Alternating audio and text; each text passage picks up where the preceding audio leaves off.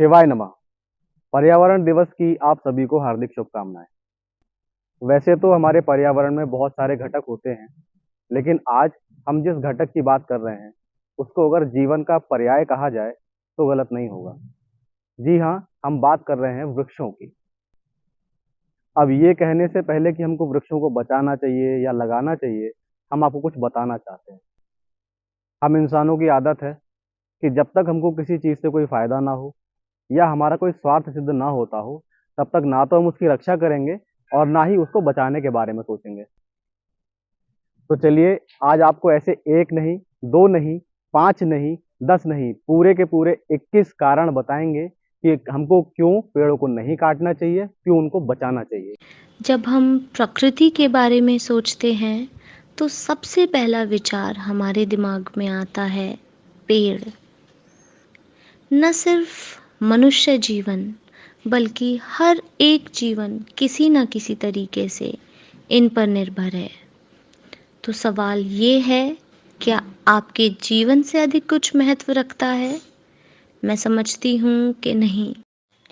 मनुष्य की ही भांति अन्य जीव जंतु भी अपने जीवन यापन हेतु मुख्य रूप से वृक्षों पर ही निर्भर हैं। बहुत से जीव तो सीधे तौर से वृक्षों से ही भोजन प्राप्त करते हैं और कुछ जीव जैसे कि हमारे शिवगण, इनका चारा फसलों से प्राप्त होता है। मनुष्य हेतु भोजन।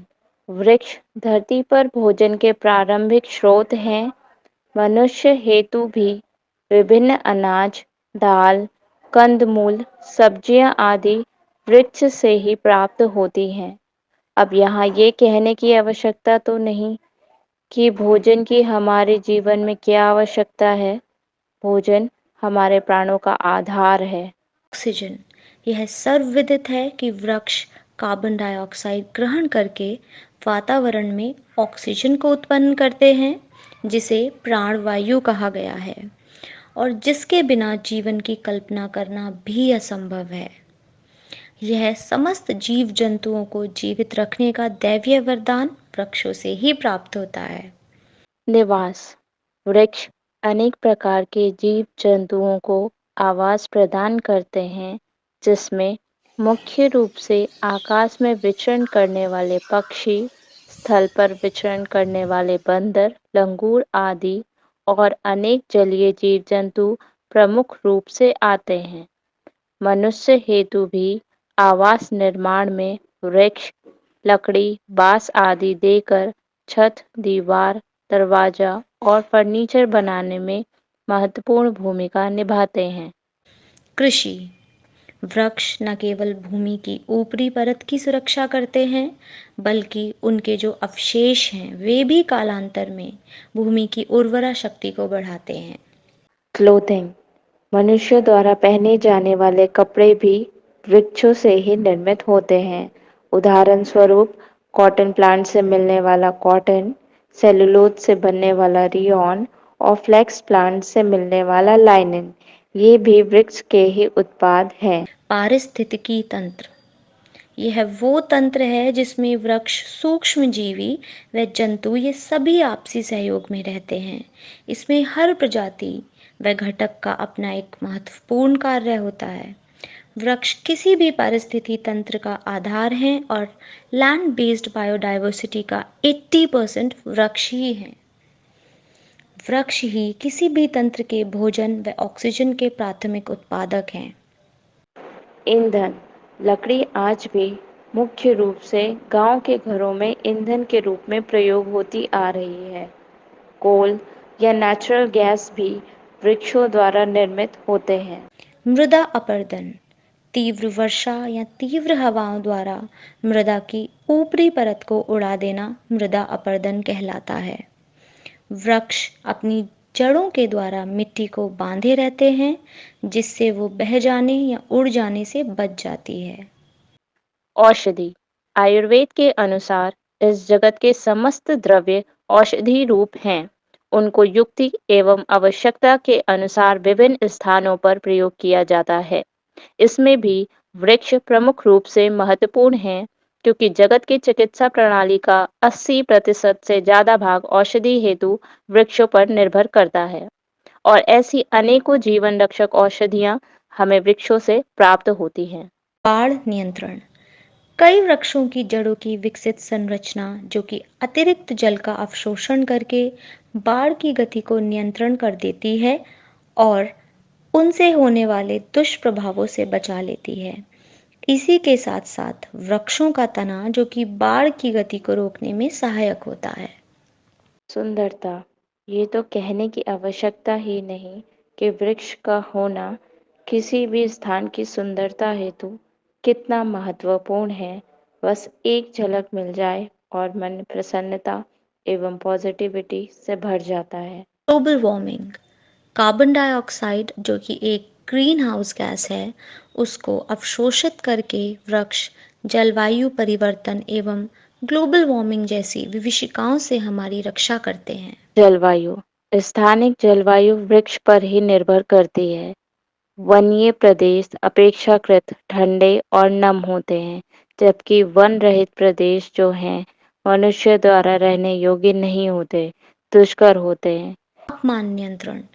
कार्बन डाइऑक्साइड का अवशोषण करके सौर ऊर्जा का प्रयोग करके आवरण या शेड प्रदान करके और ट्रांसपिरेशन वह प्रक्रिया जिसके द्वारा वृक्ष जल को वाष्प के रूप में वातावरण में उत्सर्जित करते हैं। इन प्रक्रियाओं के माध्यम से वृक्ष किसी स्थान या किसी भी वातावरण का तापमान नियंत्रण करते हैं। इको रेमिडिएशन किसी भी तंत्र में उपस्थित कंटामिनेंट्स जिनको हम प्रदूषक कहते हैं, जैसे कि हैवी मेटल्स, पेट्रोलियम हाइड्रोकार्बन्स, इन सबको बाहर निकालने हेतु वृक्ष का एवं आधुनिक तकनीक का प्रयोग करना इको रेमिडिएशन कहलाता है। तो कहने का अर्थ यह है कि इस प्रोसेस के लिए भी वृक्ष ही महत्वपूर्ण है और इससे पर्यावरण सुरक्षा और जैव विविधता संरक्षण होता है। Recreational activities. किसी भी प्रकार की रिक्रिएशनल एक्टिविटी जैसे हाइकिंग या इको टूरिज्म आदि मुख्य रूप से वृक्षों पर ही निर्भर है, क्योंकि किसी स्थान की वन्य संपदा जैसे जीव जंतु और वृक्ष यही आकर्षण का मुख्य बिंदु होते हैं। सूखा नियंत्रण। वृक्ष वातावरण में मौजूद अतिरिक्त नमी को मुक्त कर देते हैं, जिससे वर्षा का नियंत्रण होता है और वर्षा सही समय पर होने से सूखा और अकाल जैसी स्थितियों की आवृत्तियां कम हो जाती हैं। फाइटोफेंसिंग। किसी भी अन्य उपाय जैसे सीमेंट वॉल या स्टील वायर से फेंस बनाने से बेहतर है कि वृक्षों के द्वारा फेंसिंग की जाए, क्योंकि यह अपेक्षाकृत सस्ता है और साथ ही हानिकारक प्रदूषकों से भी रक्षा करता है। वायु की गुणवत्ता। वृक्ष धूल एवं अन्य सूक्ष्म कणों की गति को रोककर व गैसीय प्रदूषक तत्वों को अवशोषित करके वायु की गुणवत्ता को सुधारते हैं। जल की गुणवत्ता। वृक्ष का आवरण होने से विभिन्न जल स्रोत जैसे तालाब, झील, झरना, सरिताएं आदि का जल नियंत्रित और साफ रहता है। तो देखा आपने, प्रकृति ने हमें पेड़ों के रूप में वरदान दिया और पेड़ों ने अनंत समय से पृथ्वी पर जीवन के हर रूप की सेवा की है। आज हमारे पास पेड़ों को न काटने या नुकसान न पहुंचाने के अनेकों कारण हैं, और सिर्फ कुछ चंद कारण हैं इनको काटने के, जिसका विकल्प हम निकाल सकते हैं, लेकिन हम अपने लालच और अज्ञानता के कारण अंधे हो गए हैं, जो ये भी नहीं समझ पा रहे कि जैसे हमने प्रकृति का दोहन किया है और करते जा रहे हैं, अगर प्रकृति ने हमसे मुंह मोड़ लिया तो कोई भी चमत्कार हमको नहीं बचा सकता। पंखा, कूलर और एसी जैसे खिलौने कुछ काम नहीं आएंगे। काम आएगा तो सिर्फ पेड़, प्रकृति और हमारा इनसे अच्छा संबंध, क्योंकि हर चीज का विकल्प आज उपलब्ध है, लेकिन प्रकृति और वृक्ष का कोई विकल्प नहीं। इसलिए जितनी जल्दी हो सके और जितना ज्यादा हो सके पर्यावरण के हित में कार्यशील हो जाएं। याद रहे, ये है तो हम हैं। एक बात और, पेड़ों को लगाने की प्रक्रिया को वृक्षारोपण कहते हैं, लेकिन हम लोग लगाते तो पौधा है। तो क्या हो अगर हमारा लगाया हुआ पौधा पौधे के रूप में ही नष्ट हो जाए, तो क्या उसे वृक्षारोपण कहेंगे? वो वृक्ष तो बन नहीं पाया। इसलिए पौधा लगाने के साथ साथ ये भी सुनिश्चित करें कि उस पौधे को वृक्ष बनने तक उसकी देखभाल करें, उसका सपोर्ट करें, तभी वृक्षारोपण का सही मतलब सिद्ध होगा।